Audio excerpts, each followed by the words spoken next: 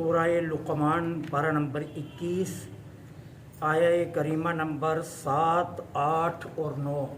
نحمدہ ونصلی ونسلم علی رسولہ الکریم، اما بعد فاعوذ باللہ من الشیطان الرجیم، بسم اللہ الرحمن الرحیم۔ وَإِذَا تُتْلَى عَلَيْهِ آيَاتُنَا مُسْتَكْبِرًا كَأَن لَّمْ يَسْمَعْهَا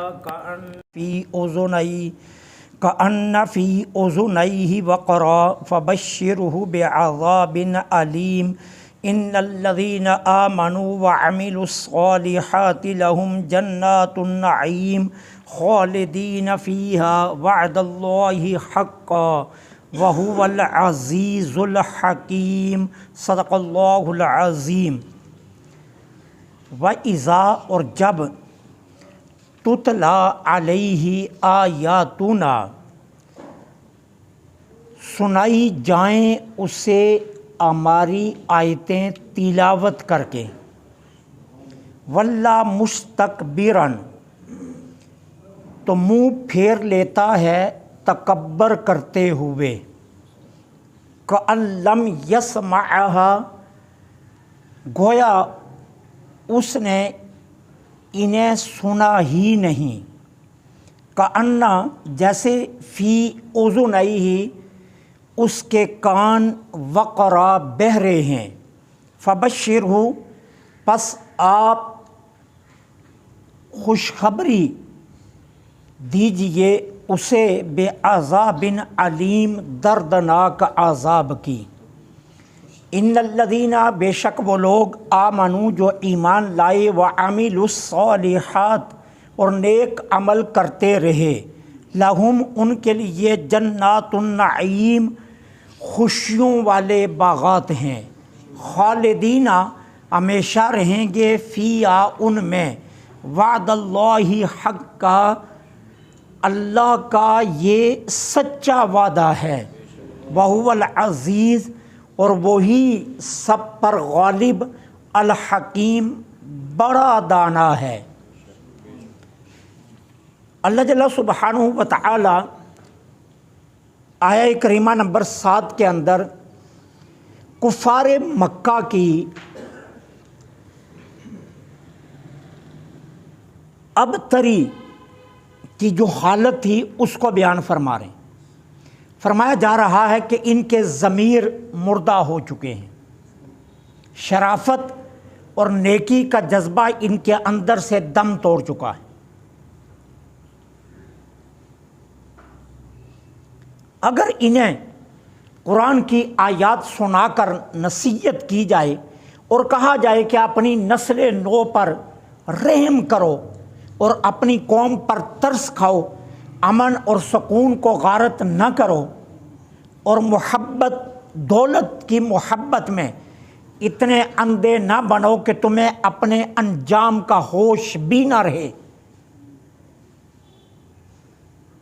تو وہ نصیحت کو قبول نہیں کرتے، ان پر کوئی اثر نہیں ہوتا، الٹا غصے اور غرور سے منہ موڑ کر چل پڑتے ہیں، اور ایسے گزر جاتے ہیں گویا کہ انہوں نے سنا ہی نہیں کچھ۔ کیا ان کے دونوں کان بہرے ہیں جو انہیں سنائی نہیں دے رہا؟ محبوب آپ ایسے ناہنجار لوگوں کو دردناک عذاب کا مژدہ سنا دیجیے۔ میں بار بار آپ کی خدمت میں یہ بات عرض کرتا ہوں، اللہ سے دعا مانگا کرو کہ ضمیر و دل مردہ نہ ہو۔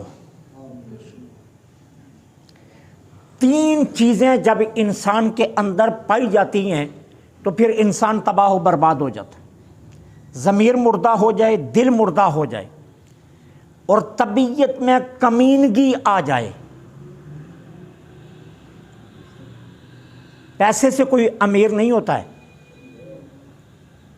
طبیعت میں امیرانہ پن ہونا چاہیے۔ دولت نہیں ہے، علی المرتضیٰ رضی اللہ تعالی عنہ کا عقد جب میرے آقا کریم علیہ الصلوۃ والسلام کی شہزادی سے ہونے لگا تو سرکار نے حضرت علی کو بلایا اور کہا علی تمہارے پاس کچھ ہے؟ عرض کرتے ہیں حضور صرف ایک زرہ، ایک زرہ۔ میرے آقا نے فرمایا جاؤ اسے بیچ کر فاطمہ الزہرا کے حق مہر کا انتظام کرو۔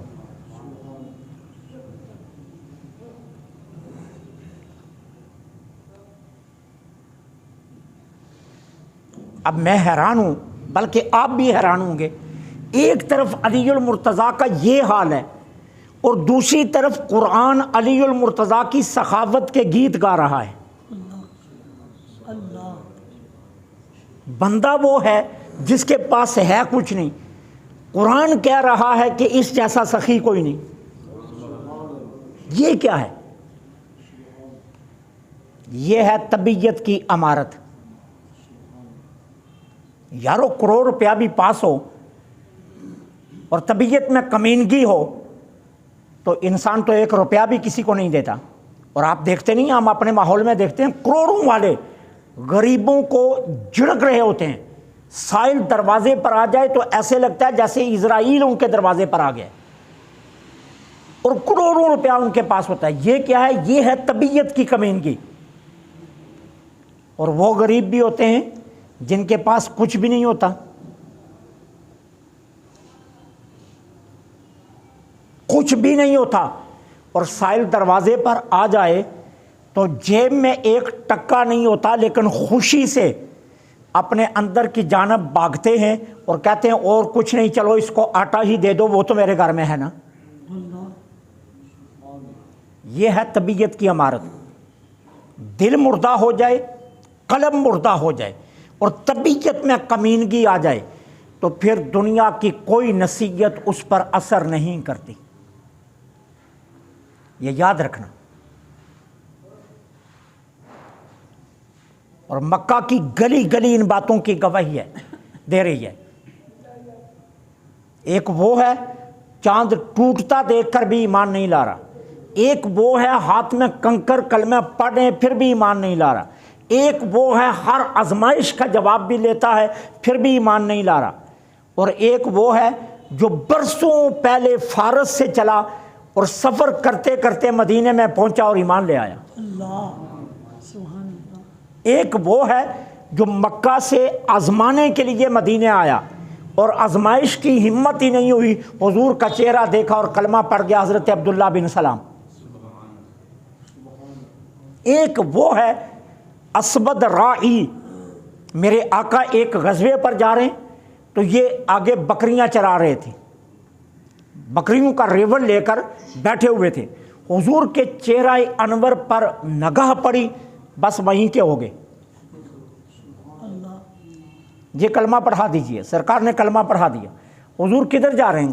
فرمایا غزوے میں جا رہا ہوں، کفار سے جنگ کرنے کے لیے۔ تو حضور اب میں کیا کروں، میرے پاس تو مالک کی بکریاں ہیں۔ تو میرے آقا نے فرمایا کیا چاہتا ہے؟ حضور میں شامل ہونا چاہتا ہوں، شامل ہونا چاہتا ہوں۔ میرے آقا کریم نے فرمایا یوں کر، اپنے مالک کے دروازے پر بکریاں لے جا اور دروازہ کھول، بکریوں کو ہانک کر اندر کر دے اور واپس آ جا۔ قافلہ تو چل پڑا لیکن یہ پیچھے پہنچے۔ کب پہنچے؟ جب میدان میں مسلمان سب بندی کر چکے تھے اور جنگ شروع ہو چکی تھی، آئے سیدھے جنگ میں شامل ہو گئے۔ جب جنگ ختم ہوئی حضور شہداء کی لاشوں پر گئے تو دیکھا ان کی لاش پڑی ہوئی تھی۔ میرے آقا پاس کھڑے ہوئے، مسکرا کر فرمایا اس نے عمل کوئی نہیں کیا لیکن سیدھا جنت چلا گیا۔ عمل اس نے کوئی بھی نہیں کیا لیکن سیدھا جنت چلا گیا۔ ادھر سے آیا، جنت کا دروازہ کھلا تھا، ادھر سے داخل ہو گیا۔ یہ کون ہے؟ جن کے ضمیر زندہ تھے، جن کے دل زندہ تھے، جن کی طبیعت میں کمینگی نہیں تھی۔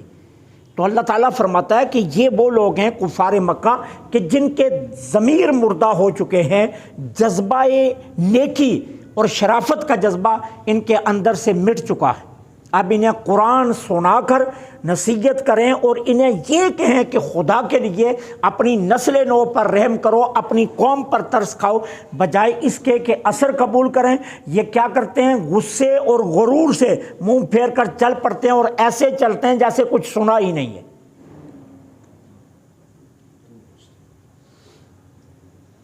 تو اللہ دل زندہ دے، ضمیر زندہ رہے تو پھر اثر کرتی ہے نصیحت بھی۔ اب اللہ کیا فرماتے ہیں؟ محبوب آپ انہیں دردناک عذاب کی خوشخبری سنا دیں۔ یارو عذاب کی بھی کبھی خوشخبری ہوئی ہے؟ خوشخبری تو ہوتی ہے اچھی بات کی، لیکن ان کے اعمال بد اتنے تھے کہ رب نے اس عذاب کو بھی ان کے لیے خوشخبری کہا۔ اب اس کے بعد اللہ فرماتے ہیں ان الذین آمنوا وعملوا الصالحات، ہاں سنو کون خوش بخت ہیں جنہیں بارگاہ ربوبیت میں پذیرائی بخشی جائے گی۔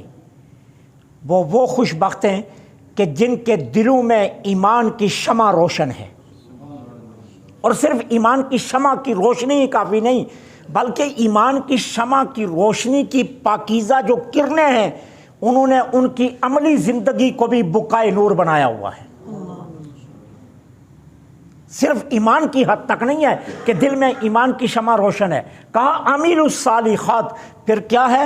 ایمان کی یہ کرنیں ان کے زندگی کے عمل میں سرایت کر گئی ہیں اور ساری زندگی کو بقائے نور بنایا ہوا ہے۔ ان کا ہر کام تعمیری ہوتا ہے، وہ بگاڑتے نہیں سنوارتے ہیں، بگاڑتے نہیں سنوارتے ہیں، یہ ان کی نشانی ہے۔ ہر ایک ان کا عمل جو ہے وہ اللہ تعالیٰ کے خوف میں ڈلا ہوا ہے، اور قدم پھونک پھونک کر رکھتے ہیں کہیں مالک ناراض نہ ہو جائے۔ مشن زندگی کیا بنا رکھا ہے؟ میرا رب ناراض نہ ہو جائے، اس لیے ہر لمحے نیک اعمال کی تگ و دو میں لگے رہتے ہیں۔ زندگی کا منشور اچھے اعمال کو بنا لیا ہے، اچھا بولتے ہیں، حلال کھاتے ہیں، دھیمے لہجے میں رہتے ہیں، زندگی سر نگوں کر کے گزار دیتے ہیں، عجز کا پیکر بنے ہوئے ہیں، شب بیداریاں کرتے ہیں، پلکیں ہر وقت خوف الہی سے تر رہتی ہیں، اور ہر لمحہ کانپ کانپ کر گزارتے ہیں کہ کہیں مالک ناراض نہ ہو جائے۔ کہا اس ایمان کی شمع کی کرنوں نے ان کی عملی زندگی کو بھی بقائے نور بنایا ہوا ہے۔ اب کیا کہا جا رہا ہے؟ لہم جنات النعیم، یہ وہ خوش نصیب ہیں جن کے لیے جنت کی بہاریں چشمے باراں ہیں۔ جنت کی بہاریں دیکھ رہی ہیں کہ کب یہ آئے، کب یہ آئے، اور میں اپنی خوشبوؤں سے اس کی زندگی کو مہکا کر رکھ دوں۔ اور فردوس کی حوریں جنت کے رنگین پھولوں کے ہار پرو رہی ہیں کہ کب مجھ میں بسنے والا آ جائے اور میں اس کے گلے میں جنت کے ہار ڈال کر اس سے اپنی زندگی گزاروں۔ کہا یہ وہ خوش بخت ہے۔ خالدین فیہا، کہا وہ اس میں ہمیشہ رہیں گے۔ کیسی ہمیشگی؟ نہ زندگی کے اختتام کا کوئی ڈر، نہ بڑھاپے کا کوئی ڈر، نہ جنت کی نعمتیں چھن جانے کا کوئی ڈر، نہ ان کی لذتوں سے محرومی کا کوئی ڈر، اور نہ جنت سے نکالے جانے کا کوئی ڈر، اور سب سے بڑھ کر کیا؟ نہ کبھی موت کے آنے کا ڈر۔ کہا خالدین فیہا، یہ خالدین خلود کے معنی میں ہے کہ ہر طرح کا خلود انہیں نصیب ہوگا۔ اور کہا یاد رکھنا یہ محض کہانی نہیں ہے، یہ کہاوت نہیں ہے، وعد اللہ حقا، اللہ کا یہ سچا وعدہ ہے۔ یہ محض اسے کہانی نہ سمجھ لینا، محض یہ نہ سمجھ لینا کہ تمہیں لالچ دیا جا رہا ہے، یہ نہ سمجھ لینا کہ تمہیں صرف یہ سنایا جا رہا ہے، ایسا ہوگا کچھ نہیں، ایسا ہرگز نہیں ہے۔ وعد اللہ حقا، اللہ کا یہ وعدہ سچا ہے اور ایسا بالکل ہو کر رہے گا جیسا تمہیں کہا جا رہا ہے۔ وَهُوَ الْعَزِيزُ، وہ اللہ سب پر غالب ہے، الحکیم سب سے بڑا دانا ہے۔ اللہ سے دعا ہے اللہ حق کے نے حق سننے، حق پر عمل کی توفیق عطا فرمائے۔ وَمَا عَلَيْنَا إِلَّا